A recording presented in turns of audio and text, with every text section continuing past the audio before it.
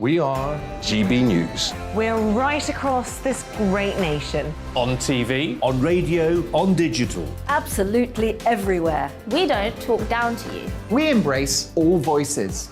With honest and civilised conversation. We're not part of the establishment. We're one of you.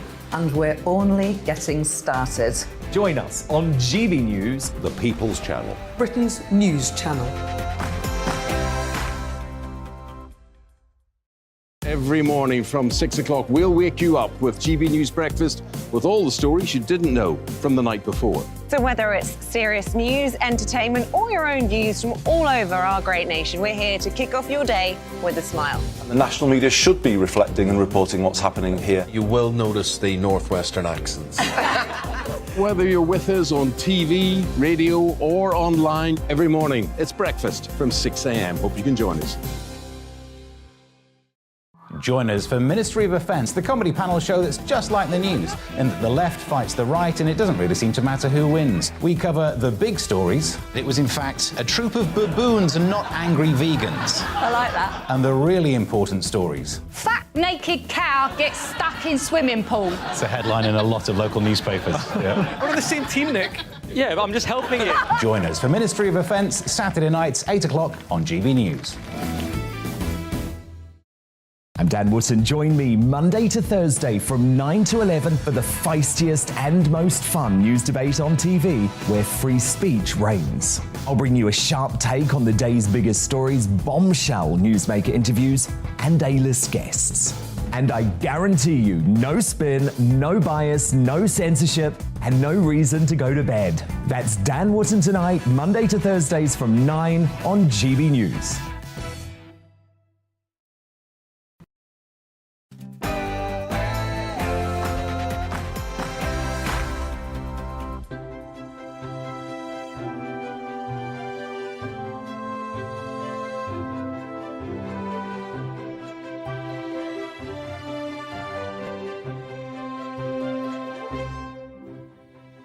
Good evening. The themes of gratitude and respect have dominated the celebrations of the Queen's Platinum Jubilee.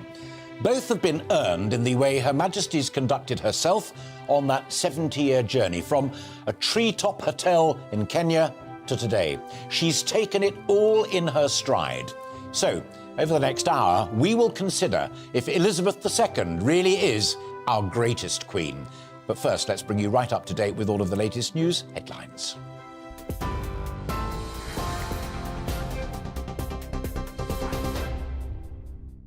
Alistair, thank you. Hello to you. Buckingham Palace has confirmed today the Queen will not attend the Epsom Derby tomorrow. Her Majesty is expected to watch the event on television at Windsor Castle. Meanwhile today, the Archbishop of York has thanked the Queen for staying the course during a special service at St Paul's Cathedral. Members of the royal family, including Prince Charles and Camilla, were joined by dignitaries to honour the Queen and her 70-year reign. Prince William and Kate were also there, alongside Prince Harry and Meghan, who appeared with the Windsors for the first time since moving to the States.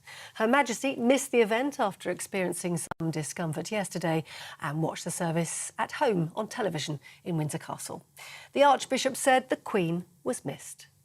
Your Majesty, we are sorry that you're not here with us this morning, but we are so glad that you are still in the saddle, and we are glad that there is still more to come. Meanwhile, the Prime Minister arrived at St Paul's Cathedral to a mixed reception. Take a look.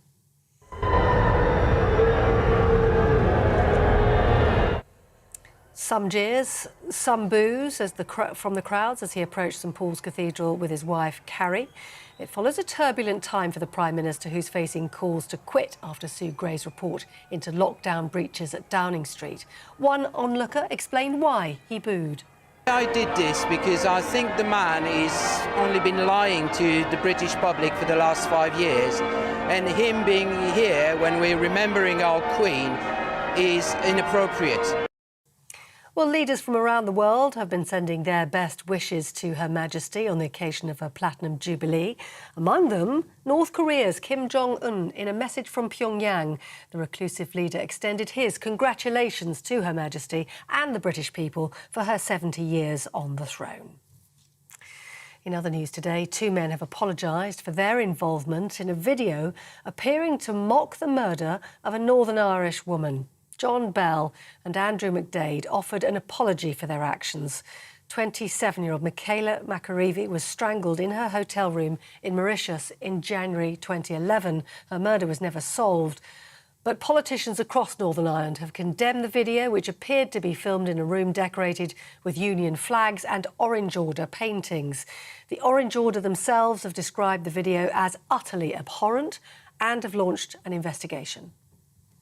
International news, and Ukraine's leader has pledged to continue defending his country as Russia's assault has entered its 100th day.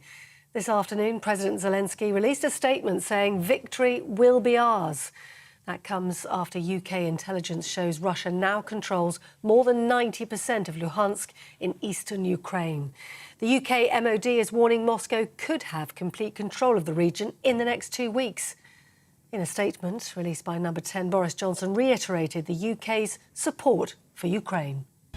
We will press on for as long as necessary, never wavering in our support for Ukraine until Putin's invasion has failed and Ukrainians enjoy the peace and the freedom that their heroism deserves.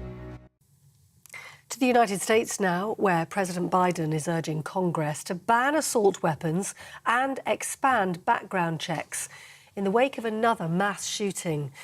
4 people, including 2 doctors, were killed when a gunman opened fire at a hospital in Oklahoma yesterday. Last week, a teenager shot dead 19 children and 2 teachers at a school in Texas. And during a racially motivated attack, 10 people were killed in Buffalo, in New York. Here, the chairman of ASDA says government plans to bring back imperial measurements are complete and utter nonsense. Lord Stuart Rose says the move would mean going backwards at a difficult time for business.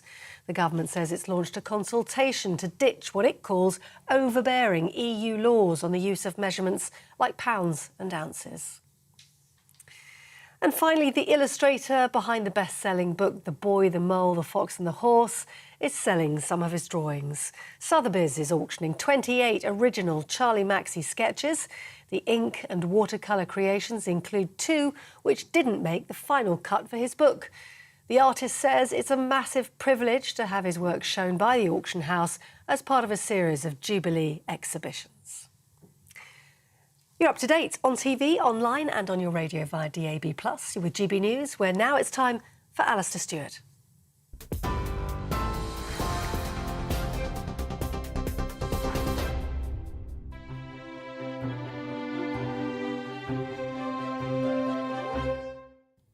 Thank you very much indeed, and thank you for watching and listening to Elizabeth II, our greatest queen, with me, Alistair Stewart.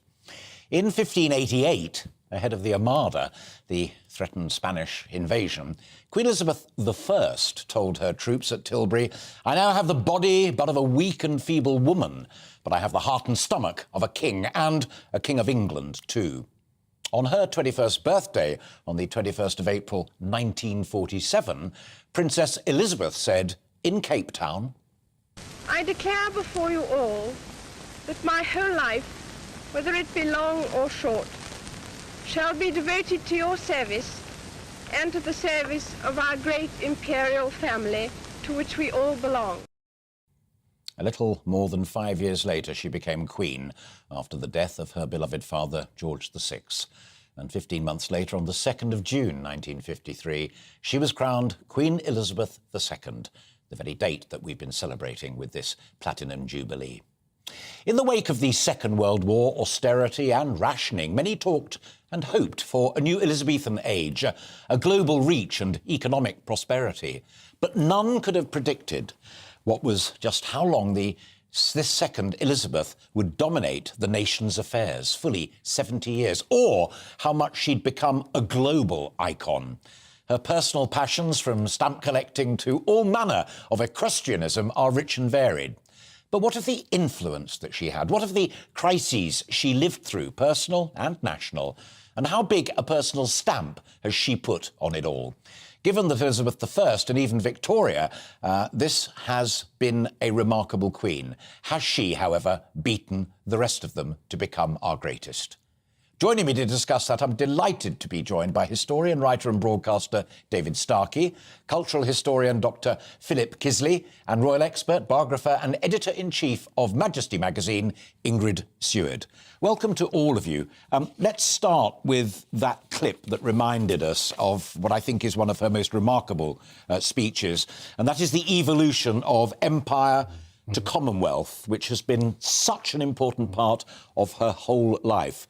How did she handle that evolution? Did she have any say in the matter, David? I don't think she had any say over the, as it were, devolution of the British Empire. In fact, what we've got to remember is the British Empire is unique in so many ways. The British Empire wills its own end. This is the key thing to understand. After the revolt of the American colonies, they decide, with the Durham Report in Canada, that each one of the great, admittedly, white colonies will become self-governing and then independent, and it's all ratified within the Queen's lifetime, admittedly, by the Statute of Westminster in 1831. Yeah. So that process was going to continue. She is not Empress of India. Her father had been Emperor of India, her mother had been Empress of India, but that title goes with Indian independence and the Declaration of the Republic pretty well immediately after the Second World War. So she already comes to the throne. She talks of empire. Princess Margaret, again, when there's a whole question over her marriage, says, I'm going to give up the chap I want, Townsend, for the sake of the empire. But the shift was underway. She couldn't have stopped it. What she did, of course, was to smooth it. Yeah, precisely. Let me bring Ingrid in at that point. So many ways. Strikes me about it is that it remained at her pounding heart, and she loved going throughout the Commonwealth that had been empire whenever she could. Places like Canada were particularly important. And she was the glue. She was the glue in a changing institution. She was the unchanging in a great changing world and a great changing institution. And Prince Philip always used to say, well, the Commonwealth is Lilibet's baby. And she really considered it was her baby. And she brought it forward into the modern world so that it was a Commonwealth of nations. It was a family. She calls it really more her family than the Commonwealth. And people belong to it as like a membership of a club that's going to help you. And I think there's something else there as well. We're in 2022. We don't think about empire, or generally people don't think about. Oh, the enemies of empire! They go on about it. The enemies of Britain go on about it the whole of the time. Those of you joining us on radio, that is David Starkey joining in. But let's go back to Philip Kisley. David's absolutely right. Of course, always. Of course they do. As always. Of course they do. But what we don't appreciate, is this huge melancholy after the war that stretches right into the 1970s. A war in which Commonwealth soldiers played an absolutely Philip, I'm part. sorry. I think I was alive, and I think you're wrong. The reign begins with this tremendous burst of hope. Remember, Britain of the 1950s is pioneering jet travel, pioneering atomic power, pioneering fusion. There's this extraordinary failure. The sense of regret, the sense of something's gone horribly wrong, is actually the beginning of the 60s. Her reign begins... Hang on, David. This is why we talk about the new eras of I want to come on to age. technology a little bit later on. I want to finish this thought, because to me it's a profound one, Philip. I think this could have gone very badly wrong had she not gone along with it, become the glue, Lilibet's baby, as Ingrid reminded us. So that's how we understand the importance of the Commonwealth, I think, because it's that segue from empire into the new era. I think David's right. There was an absolute forward thrust of absolute newness, and you can see that right from 1945 onwards. But also, I would argue at this time there is also, and it increases and increases and increases, and it kind of builds, curiously enough, in the 70s. There is this melancholia there. There is this. It's called Suez. There. It's Suez. It's called Suez. It's called Suez. But remember, you've got 4 years before Suez, and it's really important we understand that sense of optimism. But there's another thing, again, because we're trying to arrive at a judgment, Alistair, and I think it's really important we balance. The Commonwealth, which has been the Queen's baby, it's the only area where she operates totally independently of ministerial advice. Yes. Now, this is going to bite them, and it is manifestly doing so if you look at the problems of the recent tours of the West Indies. It may very well be that Charles would be sensible. It's already been suggested by quite a few commentators. If Charles said, actually, I know the Queen wanted me to be head of the Commonwealth, would you please vote? Yeah.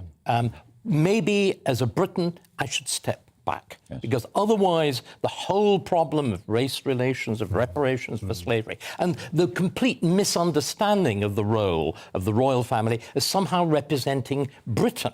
The reason they're in all of these places is because they're either the head of state of the Barbados or wherever it be. They represent the actual places. That's right. That's right. Let's take that point then to segue on, and I'm going to start on this one with Ingrid, if I may.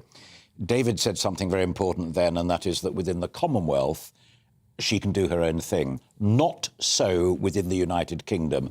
In her reign, she has seen devolution. She has seen calls for independence in Scotland. We'll come to Ireland in some considerable detail in just a moment. But there, it seems to me, on 2 occasions, she got as close to breaking the rules, if not actually breaking the rules, when she said quietly to a parishioner at the little church outside Balmoral, well, I do hope people think terribly carefully before they vote. And then Cameron lets it out of the bag that when he told her the result of that independence referendum, she purred with glee. Is that because it mattered to her so much, or did she just forget the rules of engagement, Ingrid? I think it mattered to her so much. She is Queen of the United Kingdom. The idea of Scotland moving out of the United Kingdom was abhorrent to her. It really was. And so I think she cared hugely, but she had to bite her lip. And I think, you know, she's very canny. She knows exactly what she's saying. Yeah. And it was just a little softener. It was nothing. Did she know, Philip Kisley, exactly what she was doing, or is that one of your areas of expertise? That was a trick of the cameras being too close, or social media, or what have you? No, I think she knew what she was doing. I mean, anyone who's been to Balmoral will feel that connection between, you know, Scotland and England is so important to her. And I the first time I went to Balmoral, I was so high waiting outside for her to. Oh, I thought you were going to say you've been invited in. No. But I was waiting outside. But the union is incredibly important. Oh, it's a foundation. Yeah. And you know, we were talking about events at St Paul's Cathedral. The biggest event of the 18th century was when Queen Anne, in 1707, went to St Paul's to celebrate the Act of Union. But it's been in dispute. It was in dispute from the very beginning of her reign. Don't you remember? There was actually a dispute about the fact that she was Queen Elizabeth II of England, but only Queen Elizabeth I of Scotland. And the Scot Nats, even then, who in those days had really quite unpleasant far-right associations, you know, had been heavily involved in pro-German activity, I think there were actual bombs. I mean, there was a tremendous protest, I remember, over letterboxes, you know, that have the E2 on them. So she has had these problems forever.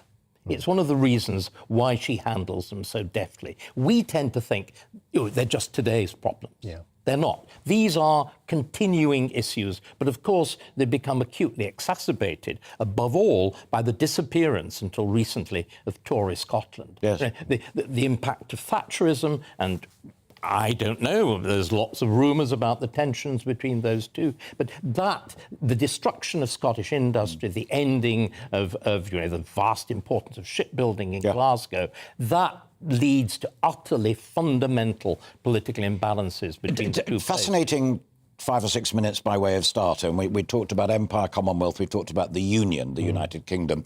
Let me end with Europe, because that's been profound as well. Post-war Europe developed economically through an iron and steel trades federation into the European Economic Community and now the European Union, which we have voted to leave. At its pounding heart has been the desire to be something approaching a nation state, an ever closer union of peoples. And also, as those in favour of leaving made crystal clear, it was the incursion upon our rights and our ability to pass our own laws, which always end, as David and I were talking about yesterday, with La Reine le Veut. Was she worried about the evolution of Europe? Ingrid Stewart? I think we will never really know what she thought about Europe. But I feel that she was probably thought we would be better to stay in Europe, because she was brought up in the war as a child. She spent at Windsor Castle, and I think that it was always this reparation and friendship and forgiveness. And I just sneakingly feel I could be completely wrong, and David will tell me I am. No. But I think the Queen would not have been pro-Brexit. I think that's quite likely. But what we've got to remember again, Alistair, from the very moment of its conception, you were talking about the Coal and Steel Federation, the great speech which announces it, the Declaration of 1950, Britain was deliberately excluded. And again, we're deliberately excluded by de Gaulle. One of the great dramatic moments is the first attempt at British entry to the European Union. And you can now see de Gaulle presciently says, Britain's different. It looks to the sea.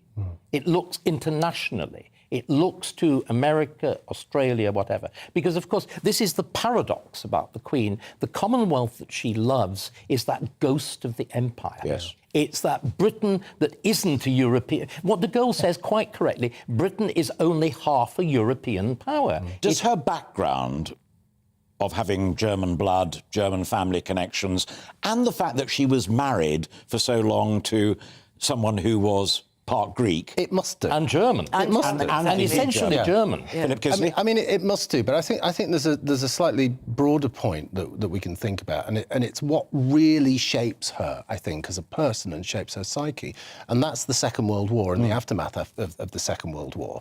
And I think the idea of Europe is nation states are dangerous in Europe. Everywhere else in the world, they ensure peace, but at that particular time, they are dangerous in Europe. Or they're seen to be dangerous. Really? And I think that's probably something, I'm just thinking what you're thinking about there, that's probably something that really does play into what she feels. Final quick thought, and then we're going to hear from one of our viewers, I'm delighted to say. We'll take a break and then we'll come back. There's masses more to talk about. But I mentioned almost in passing, Ingrid, the late Duke. Forget nationality just for a moment, but as she famously said, he has quite simply been my strength and stay all these years. On these great constitutional and political matters, was he also her confidant? I don't think he was. He helped her, and he would proffer advice if asked. But he was very, very careful to state... He never, for instance, looked at the state papers. Because he felt he was freer to have his own opinions without ever having read them. And he kind of stepped back because he was very much his own person and wanted to have his own opinions, which we know he did, and some of them were very strong. So I don't think he did get involved. Only in the Christmas broadcasts. We know they are jointly written. Oh, yes, he used to help. How right. In a very, very important way. And again, just going right back to the beginning, the new Elizabethan age. One of my favourite quotes from the Christmas broadcast is when everybody's going on about this new Elizabethan age, what does Queen Elizabeth II say? I do not much like Queen Elizabeth I. And she never went abroad, she had no children, and she was an absolute ruler, and I am completely hugely different. Final thought to you, Philip Kisley. Someone said to me the other day, And I'm so there, never ever forget, Elizabeth Yes. II was a supreme feminist in her own way, not least in the relationship with her husband. I just think about how she was formed, and I do think about that particular moment. And we've talked about empire, we've talked about the Commonwealth, we've talked about her relationship with her husband, which is complex, I think, and I think it's a close relationship. And I think she's just such a fascinating figure. One other thing, very quickly, for me, she's an absolute symbol of small c conservatism in the sense that she connects the past with the present and the future. I think the whole royal family does that, but she in particular absolutely really does that. Conservative with a small c. Conservative with a small c. Some of her most exciting conversations about technology were with the Labour Prime Minister, Harold Wilson. For now, thank you all very much indeed. You, our lovely viewers and listeners, have been sending in your memories of the Queen to Jubilee at gbnews.uk. Roger from the Isle of Man says, "The Queen was visiting the Isle of Man when I was a child. There is a legend that when a reigning monarch visits, a mist descends to protect us from the Vikings. It was a sunny day, but an hour before Her Majesty arrived, a thick mist descended, and an hour after she departed, the mist lifted." Almost poetic. All my guests are smiling. I love that one. Nigel says, "I spent the Golden Jubilee with my wife in the gardens of Buckingham Palace. The royals, the Queen made an appearance, including the Queen made an appearance. It was a privilege to be there." And Kay has sent this image. There she is. Aged 5, enjoying the coronation in 1953 in Glasgow. Martin has also sent a picture, same day, 1953, looking utterly splendid, aged 5, in Clapham Junction, like a circus ringmaster, I think, but also smiling from ear to ear. Paula being presented with an award by Her Majesty the Queen a little more recently, 1990. And here's Lorraine's picture of the Queen when she visited South Africa in 1995. Thank you so much for all of those. We'll be having lots more before we finish at 7 o'clock. It's 23.5 minutes past 6. After the break, we'll be discussing how Her Majesty has adapted to modern times and her relationships with the 14 Prime Ministers who have served her. See you after the break.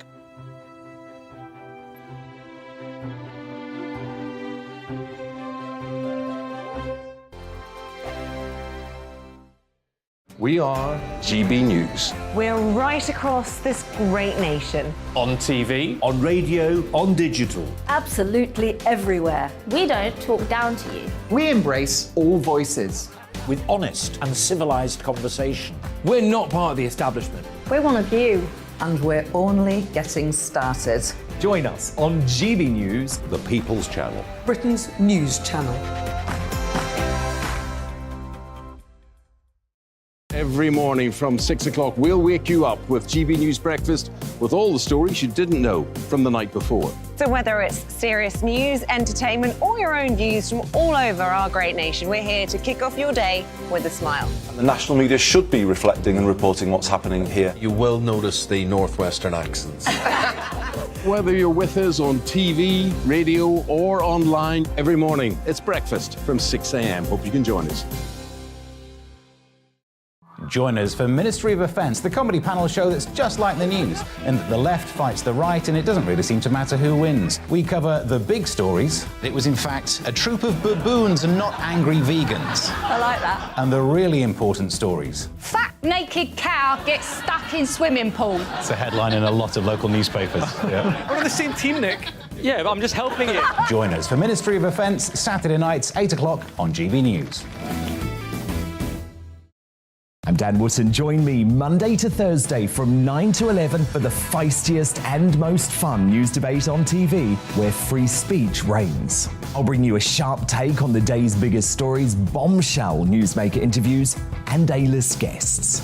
And I guarantee you, no spin, no bias, no censorship, and no reason to go to bed. That's Dan Wootton tonight, Monday to Thursdays from 9 on GB News.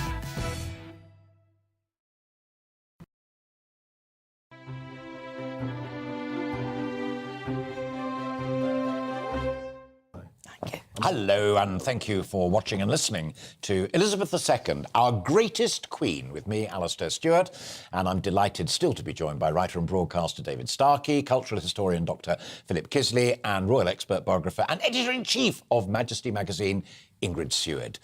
We'll be getting back to them in just a moment, but I've invited one of our viewers who got in touch to actually join us because all of us love what I think he's about to tell you all about. His name is Jim Ryder, and Jim's a former director of music on the Royal Yacht Britannia. He had the privilege of working with Her Majesty the Queen, and he joins me now. There you are. What a fantastic job. And I know that both the Band of the Royal Marines on the dockside, and I've seen them perform when I covered a state visit up in Iceland, but also the musicians on board are crucial to how that lovely yacht, which she herself launched, functioned and what it meant to her. What's your top and happiest memory?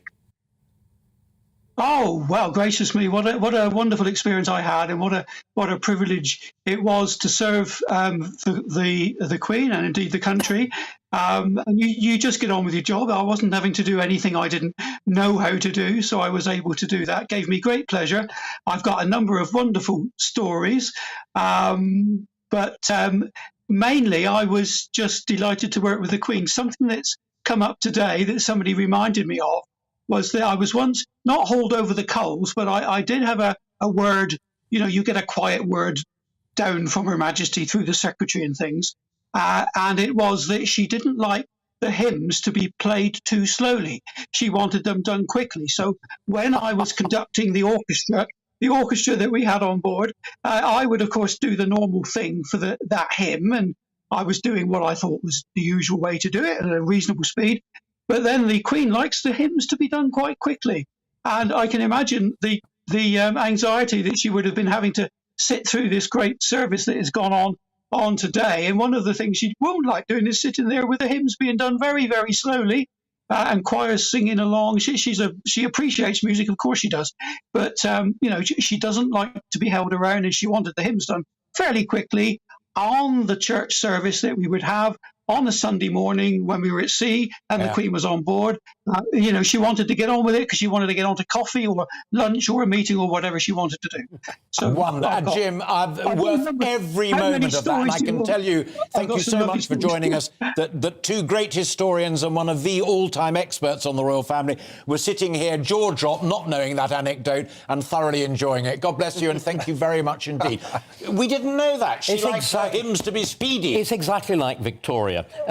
God's got his place, but remember, she is head of the church, or at least she's the supreme governor. There's a sort of equality there. And what a fantastic job as well, eh? I want that job. Yeah, and the segue, forgive me for this, because it's a little bit contrived, and it only struck me when we listened there, all four of us, I should say, to Jim's anecdote, is there is talk about the possibility of a replacement being commissioned for Britannia, because she is now laid up in Scotland, which takes me to new technology. Goodness knows what it would be if they did commission one. I said at the very beginning that the range of technological advance that has happened over the last 70 years makes the Industrial Revolution almost like a kind of a dress rehearsal for it. And I think you mentioned nuclear power and fission getting underway. She inaugurated the first nuclear power station in this country. Victoria adopted trains and phones. But Elizabeth is engaged with the internet, with Twitter, with Zoom. A woman, 60, now in her 90s, has taken it all on board, Philip Kisley, and embraced it. This is the genius of her, in a way, isn't it? That she takes on change and she embraces it, as you say, but she stays the same, and she manages to do those two things in a way that is very comforting to people. I'm just thinking about technology, and for me, the most important thing, I think, is television, from the early 50s, and everybody seeing that, and that, for the first time, you've got these people in your front room. It is the coronation. It's the coronation. The coronation in your front room. It's amazing. The coronation is the key. I was there. I was watching it as an 8-year-old boy. I'd never seen television. I barely glimpsed London. And suddenly, that world was there. But equally remember, and we've got to be honest, we're trying to assess her and assess the reign. The reign is a reign of fundamental failure on the part of Britain. that Britain of the 1950s was the leading technological power along with the United States. We have constantly been brilliant innovation. Trinity College, Cambridge has got more Nobel Prizes than the whole of France. We've consistently failed to develop it. And this is the great contrast with the 19th century, when, of course, Britain triumphed technologically. And it's the great contrast, dare I say, with the first Elizabeth. Well, let me bring Ingrid in at that point as well, because although you're literally an expert on this... I'm not an expert on technology. No, but I'll tell you what you are an expert on, and that's why you'll understand my next question specifically to you rather than to Philip or to David. And it is that duality. I once did an awards ceremony with the Duke of Edinburgh, and it was the Royal Engineering Society, and it was the boss of McLaren Formula One got the gong. And he said to me privately afterwards, he said, that guy knows everything. He knows everything about engineering and technology. Albert was the driving force in Victoria's era and saying we must embrace all of this stuff and we must have the great exhibition and what have you. This is a relationship where the Queen may have wanted things to happen or may not have wanted them to happen, but it was the Duke who wanted the coronation televised. Oh, absolutely it was. And he became chairman of the Coronation Committee because the Queen... It's another amazing echo of Albert. Yes. And she knew she had to give him something to do. And he was brilliant. And he had this mind for detail. And he never forgot anything. So he was the perfect person to chair that. And there were the Queen's Awards to industry. But it never quite worked. And I think we need, because we're trying to do a big historical assessment, I think we need to be honest about this. Why didn't the awards to industry work? Well, of course, we've got too many awards. OK. Let me chip in and both of you comment on it. So you finish and then Philip come in on it as well. Because I'm also involved. Another thing is the Queen's Anniversary Awards to Higher and Further Education. And now it's Prince Charles who takes an interest. But in the early days, the guys and gals who run it told me she was genuinely interested. And she was partly involved in saying not just the great universities, the Cambridges and the Oxfords and the rest of it. There are other institutions out there, and that's why it became HE and FE. But equally, there's a great problem. The Queen herself, again, we're trying to assess. Compare with Elizabeth I. Elizabeth I has 4 or 5 languages.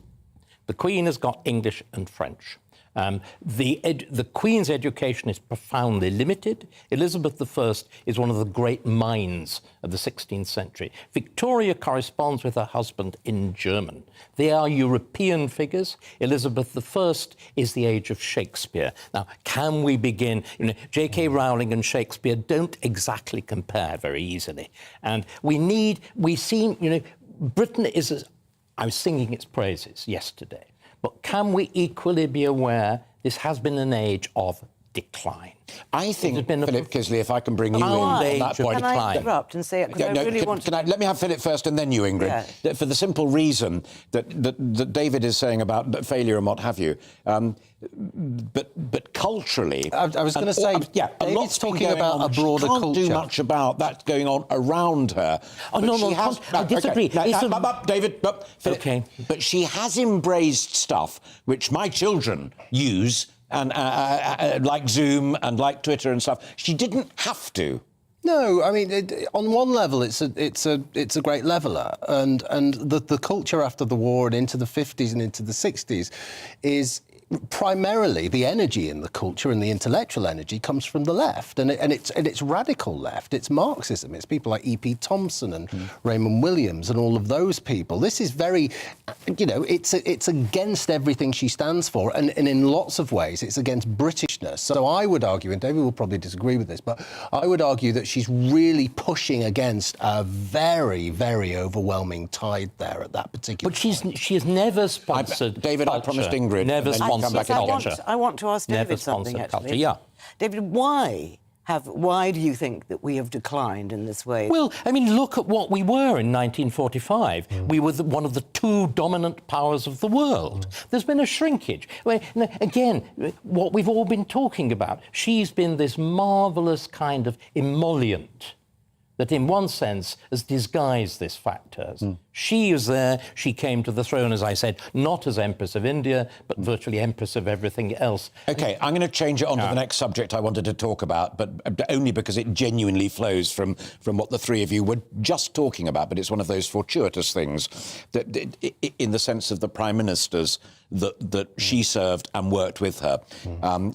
A phenomenal number and a range of them. And one of the standout points, I think I mentioned to you, Philip, earlier, was when you look at the white heat of technological revolution. That was a Wilsonian thing, and the creation of polytechnics and so on. Others have been less so. Macmillan was not a technologist, but recognised, to put it mildly, but he created the premium bond, and which was a brilliant precursor of the national lottery and all the rest of it. Did she? Let's start with Philip on this one. Did she always maintain that distance, that appropriate constitutional distance with her prime ministers, or bluntly, were there some that she really quite liked and some that she didn't frankly take to? Well, in terms of detail, the answer is I don't know. But I would suggest that you've just talked about Harold Wilson, and I think she was very close to Harold Wilson. She was also close to John Major as well, particularly so, wasn't she? So that's a kind of interesting dynamic. John said to me that Major and Callaghan were the two most unlikely that she liked a lot. I didn't... Callaghan in particular, But Stoker. Yeah, I mean, but I mean, John Major, coming from a music hall tradition, his father was a music hall comedian, so there's... my guess is she would be very interested in that, because she's very interested in culture, and very interested in British culture. The Wilson connection is really interesting at that point, because the Wilson government pushes through. It's not just technological change, which is a driver. It's massive cultural change. It's the swinging 60s, and the government's very absolutely front and centre of making that happen. And she didn't, Ingrid, have the... I'm going to stick my neck out here because I'm a huge admirer, but she didn't have the joy of Clement Attlee, an intellectual and political giant, in my humble opinion. Harold was her first Labour Prime Minister. And Harold was a totally different kettle of fish. I think she liked him because he was very straight and honest, and he didn't pander to her. One she really didn't like was Tony Blair. I do know that, because he was so supercilious and he irritated her. Well, he publicly patronised. Yes. I mean, his behaviour over Diana's death. I was going to say, he also publicly told her what to do over Diana. Yes, I mean, and again, you know, the essential point is there is this extraordinary formal deference. We've got, what we should really be recognising, we have two monarchs in Britain. We have the Prime Minister, and we have the real monarch. And it's a bit like Japan. Japan had two monarchs. You had the Mikado down in Kyoto, and you had the shogun up in Tokyo, one exercising real power, the other symbolic power. You see, we're again trying to assess the Queen in broad perspective. Why you cannot compare her with Elizabeth I, and it's even quite difficult to compare her with Victoria. Elizabeth I was the ruler. She had great ministers like William Cecil, with whom she had close and intimate relations, but finally she took the decision.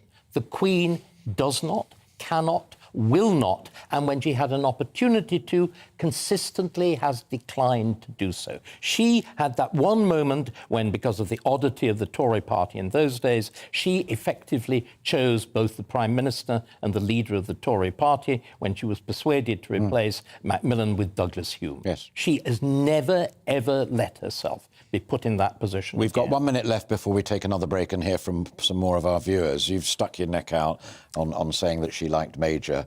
Go on, resolve the Thatcher issue for us. Well, no, just let me say, Major is the only Prime Minister, I believe... Thatcher denies there was any tension between them. No, Major is the only Prime Minister to be invited to Balmoral. Can I just pause for a moment? Well, those of you who are listening to this conversation on radio, we are now showing a most amazing picture, in my view, which goes left to right. Thatcher, Wilson, Major, Her Majesty, Ted Heath and Jim Callaghan. Incredible. Sorry, I interrupted you, Ingrid. Major's the only Prime Minister that is invited to Balmoral with his wife, Norma, since he's no longer in the position. And he goes up there fairly regularly, which is most unusual. Yeah. But are you all saying pass on Margaret Thatcher?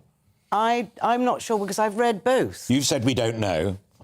I think we can guess. Shall we be as I invite these people in. Shall we be as Geniuses shall we be as in their own discreet? ways. Shall we be as discreet as the Queen and say you can judge for yourself? And defend the magic, which I will come to in a moment. Again, thank you so much for those thoughts there on technology and indeed on Prime Ministers. We didn't have time for world leaders, but we'll see how we do because we've got, how long have we got? We've got another 20-25 minutes or so, which is excellent. Now, you've been sending in more of your memories of the Queen to jubilee@gbnews.uk, and seriously, thank you so much for doing it. They are gold dust. Susan says, when I was a 6-year-old girl in 1962, the Queen made a visit to my hometown, Little Bloxwich. As the Queen's entourage turned into the road, the crowd cheered with great patriotism and glee. As the Queen's car got nearer, my mum said, "Wave your flag!"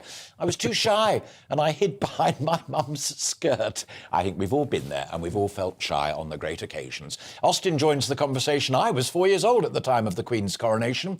I vaguely remember a street party on our road in Leicester.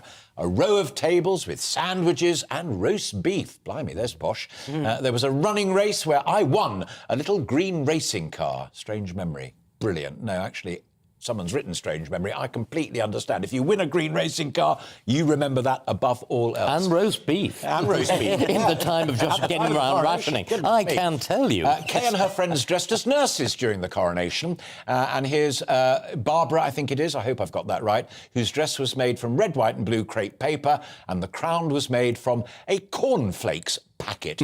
She is a little girl holding her dad's hand there, right in the middle. And that's a magnificent crown. Lastly, Emily's grandfather on the day of the coronation. Look at that picture and enjoy it. Thank you all so much. And we'll have a few more just before we go off air at about 7 o'clock. Coming up, we'll be speaking about the Queen's children and their children, their troubles, and how the Queen has always managed to rise above it. We'll be back in just a couple of minutes.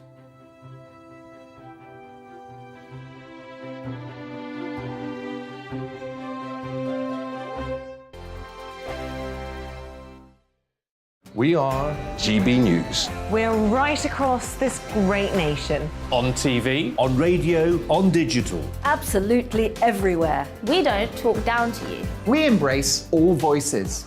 With honest and civilised conversation. We're not part of the establishment. We're one of you. And we're only getting started. Join us on GB News, The People's Channel. Britain's news channel. Every morning from 6 o'clock, we'll wake you up with GB News Breakfast with all the stories you didn't know from the night before. So whether it's serious news, entertainment, or your own views from all over our great nation, we're here to kick off your day with a smile. The national media should be reflecting and reporting what's happening here. You will notice the northwestern accents. Whether you're with us on TV, radio, or online, every morning, it's breakfast from 6 a.m. Hope you can join us. Join us for Ministry of Defence, the comedy panel show that's just like the news, in that the left fights the right and it doesn't really seem to matter who wins. We cover the big stories. It was in fact a troop of baboons and not angry vegans. I like that. And the really important stories. Fat naked cow gets stuck in swimming pool. It's a headline in a lot of local newspapers. We're on the same team, Nick. Yeah, but I'm just helping you. Join us for Ministry of Defence, Saturday nights, 8 o'clock on GB News. I'm Dan Wootton. Join me Monday to Thursday from 9 to 11 for the feistiest and most fun news debate on TV, where free speech reigns. I'll bring you a sharp take on the day's biggest stories, bombshell newsmaker interviews, and A-list guests. And I guarantee you, no spin, no bias, no censorship, and no reason to go to bed. That's Dan Wootton tonight, Monday to Thursdays from 9 on GB News.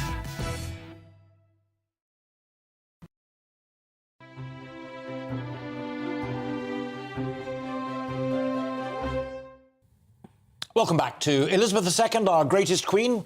With me, Alastair Stewart, and the great broadcaster and historian David Starkey, the great cultural historian and broadcaster Philip Kisley, and royal expert biographer and editor-in-chief of Majesty magazine, herself a great broadcaster, Ingrid Seward.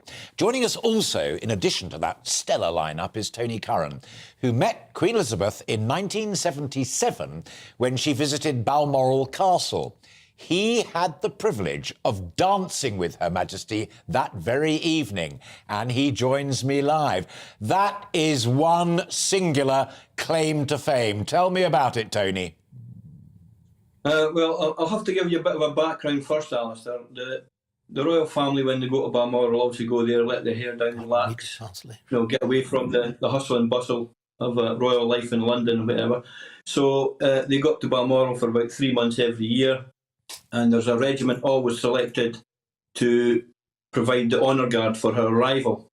That's the original picture that appeared in the Dundee Courier. I'm the one second from the left, and that was on the day of her arrival.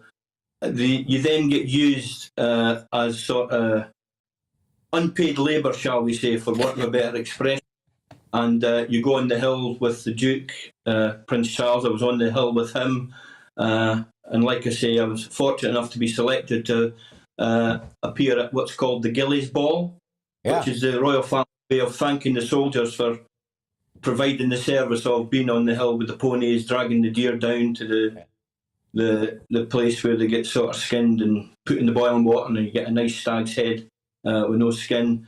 And I don't know how much people know about Highland dancing, but it's a Highland ball. The soldiers are all dressed in their finery, green jackets, kilts, tartan socks. A throwback to maybe the Duke of Hamilton's ball before the Battle of Waterloo. Yeah, and, absolutely. Tony, just quickly, what actual piece did you dance, or you performed? Sword dance in front of her, or did you actually dance with her?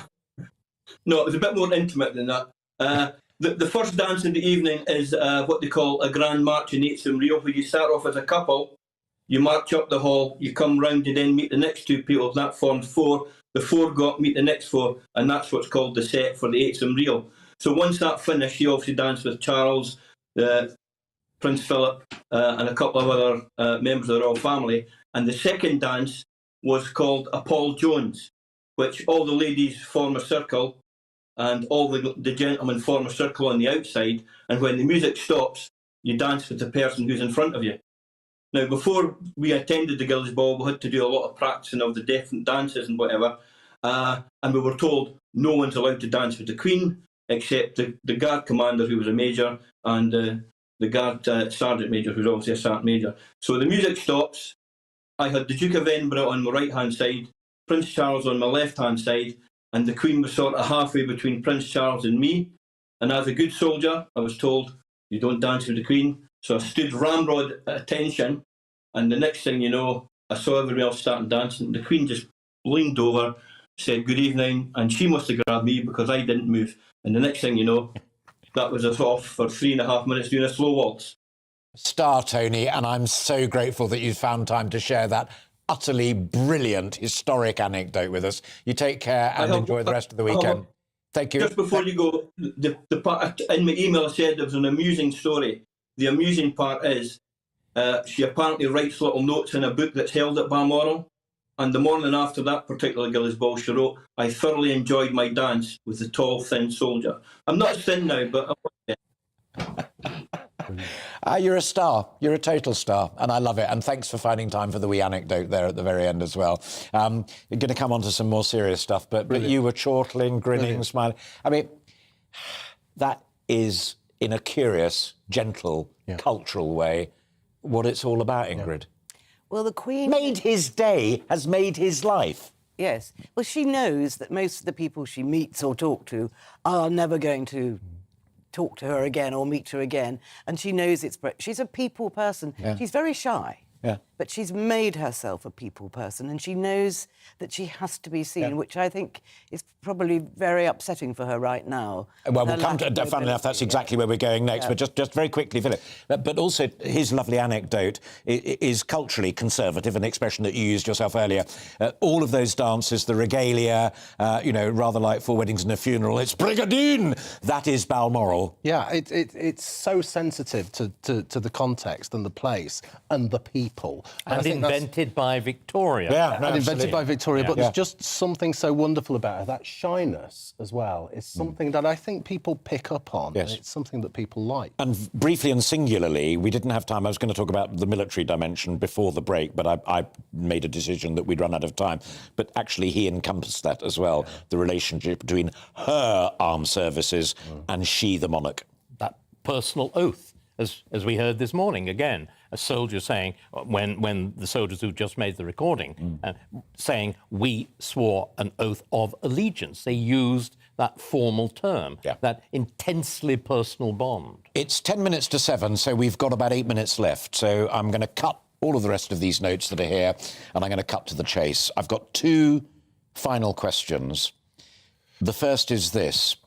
Things are difficult at the moment with Harry and with Prince Andrew, but compared to Annus Horribilis, it is as nothing. Discuss. Ingrid Seward. I think Annus Horribilis was particularly bad because it was the breakdown of her own children's marriages. And there she is, she's head of the church, she's defender of the faith. And suddenly, 3 out of her 4 children are getting divorced.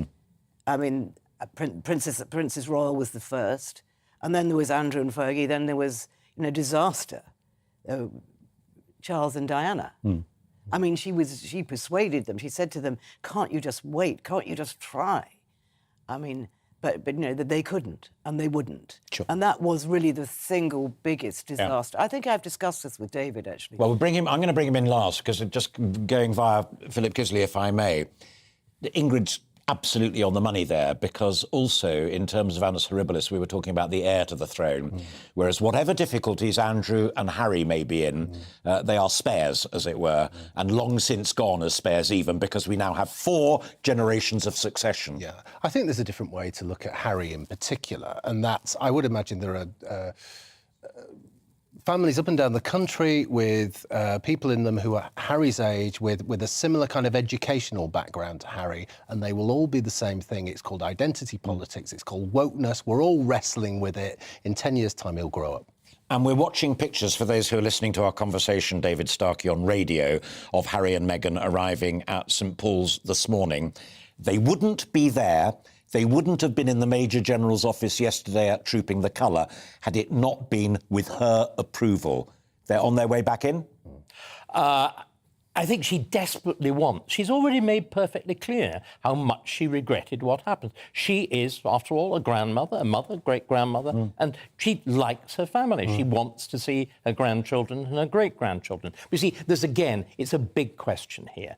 The royal family has assumed a quite unusual role in the 20th century. The monarchy was reinvented by her grandfather in 1917. The monarchy of Victoria was a German dynasty. It was a grand European dynasty. In 1917, her grandfather deliberately reinvents it as a British family, because you can for the first time, you can marry English men and English women, but also it was, and this is the danger, it was then sold as the perfect family. Final point on this one to you, Ingrid.